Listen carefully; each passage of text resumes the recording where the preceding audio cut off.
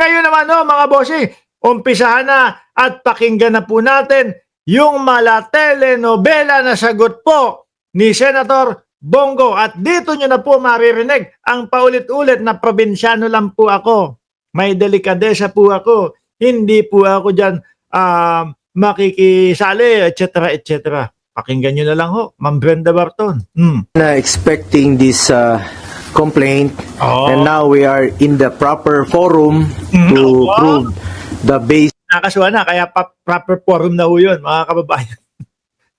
At parang, syempre, pag mumukain na nila na, at least kinasuhan nyo na ako, makakasagot na ako.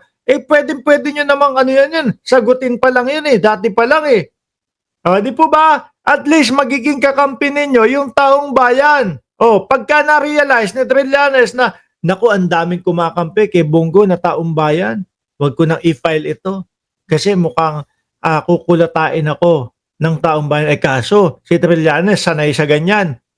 Di ba na, kung maalala nyo ho, mga bossing, mga kababayan, na si Trillanes, sandamakmak tayong hindi naniniwala sa kanya. Pero ano ngayon? Ngayon, ang dami nang naniniwala, Ma'am Pai Chan, Veronica Pascua, at Brenda Barton, at John Capacete. Baselessness of his allegations. I now have the opportunity to answer him point by point before the Ombudsman and not on media anymore. I will cooperate with the investigation and abide by its. Pero sumasagot ba sila sa media dati? Parang ang lagi lang sinasabi nung kampo ni Bongo is pinupolitika sila di ba? Parang hindi naman sumasagot sa media. Legal processes.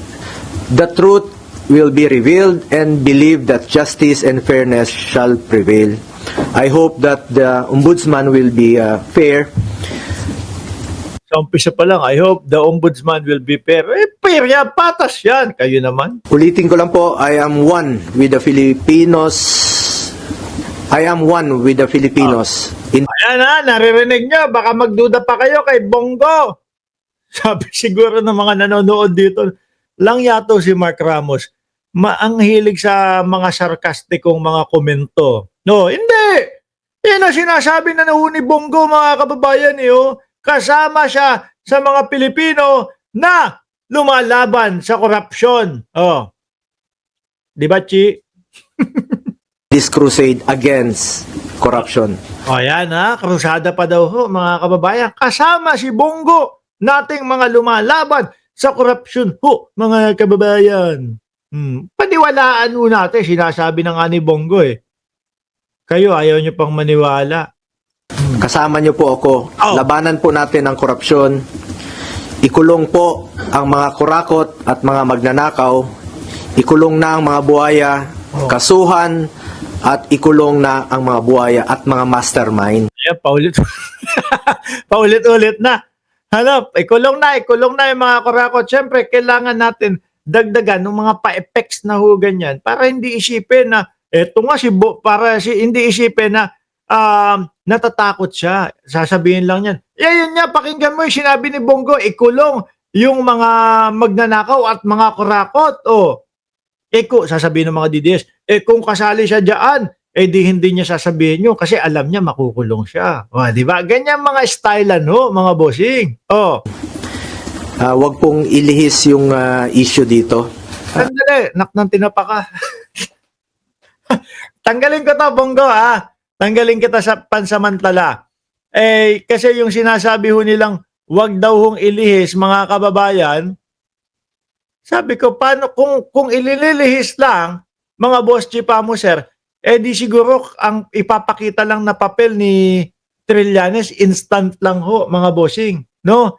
Isang perasong papel lang. Kakarampot na papel lang. Hindi! Nakita mo ba yung tulak-tulak nila na karitela? Ganyang kataas. Tapos ilang patong yun. Ilang ganong kadami. Ibig sabihin, naipon lahat yun. Tapos sasabihin mo, panglihis lang yun. Sa dami nun, 200 na mga proyekto daw ho. Galing mismo. Saan? Doon po sa DPWH. Tumbukin po yung dapat tumbukin.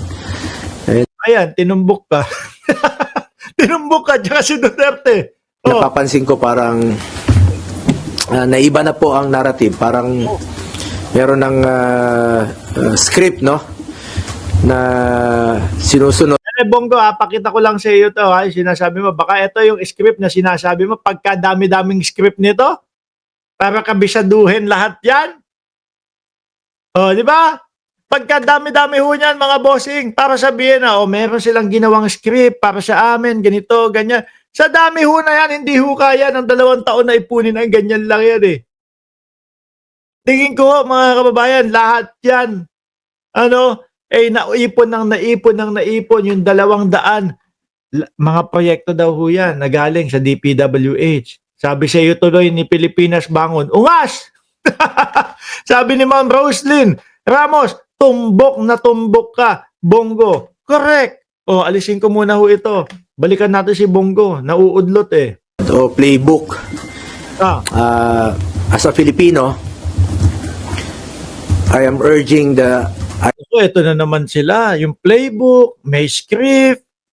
Kilala namin, ang parang mukhang script yung kay Gutesa at kay Marcoleta. Yun ang parang talagang script ho, mga kababayan. Pero ito, malabong masabi nyo na script yan. ICI, the Ombudsman, Saka paano nyo ho sasabing script yan? Dati pa lang ho, talagang hindi okay ang kakamping at ang mga pula. O di ba, panay nga ang banat?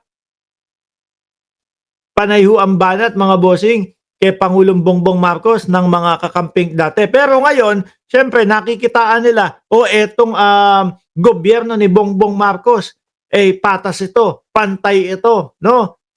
Siguro, sabi nila, eto na yung tamang oras para ikaso na natin itong mga ito sa mga Duterte. Hindi kagaya noon. Noon, paano mo kakasuhan si Bongo? Paano mo kakasuhan si Duterte? Babasura lang talaga yan. and the DPWH to seek the truth. Tumbukin lang po yung katotohanan. Sabi siya ni Vic Hintog, pare-parehas daw kayo nila Villanueva, Jinggoy, Escudero. Mga sinungaling daw kayo, Bongo. Maniwala kayo o sa hindi. Pag Vic Hintog, maniwala daw sa kanya. Maniwala daw sa kanya eh. Paano yan? Sige, sino kaya, ano kaya sasabihin ni Bongo? nagkamali kayo dyan, mas gugulo po ang bayan. Ayan. Dahil kinasuhan si Bongo at nakita natin na nagpakita ng napakaraming dokumento, gugulo daw ho ang bayan. Aba. Uy, Bongo, baka nakalimutan mo nung dinala sa Hague si dating Pangulong Duterte.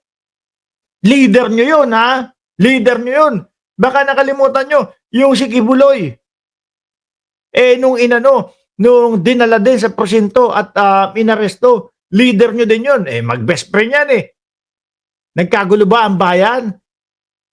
Tapos porket ikaw na, kinasuhan. Gugulo ang bayan. para naman itinatapat mo yung sarili mo doon sa pinapantay mo yung sarili mo kay dating Pangulong Duterte. Kung yung mga yun nga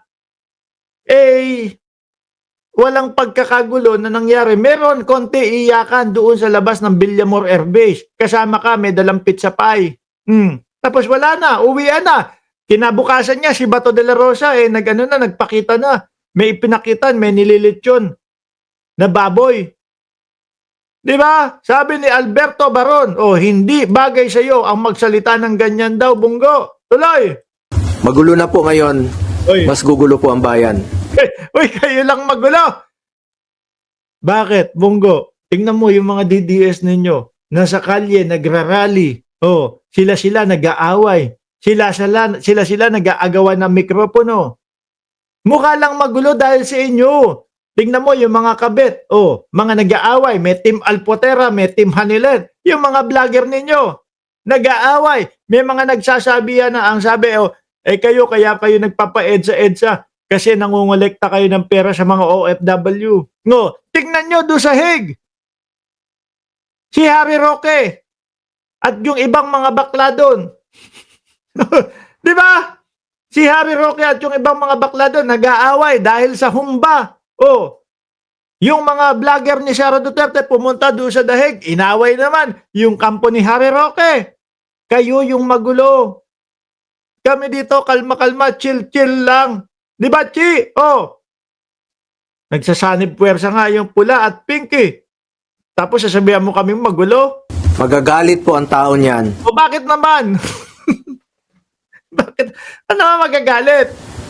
Sabi nga nila, naku, imbestigahan, ang dapat imbestigahan. Alamin kung sino yung mga leader ng mga korupsyon na ito. Oh,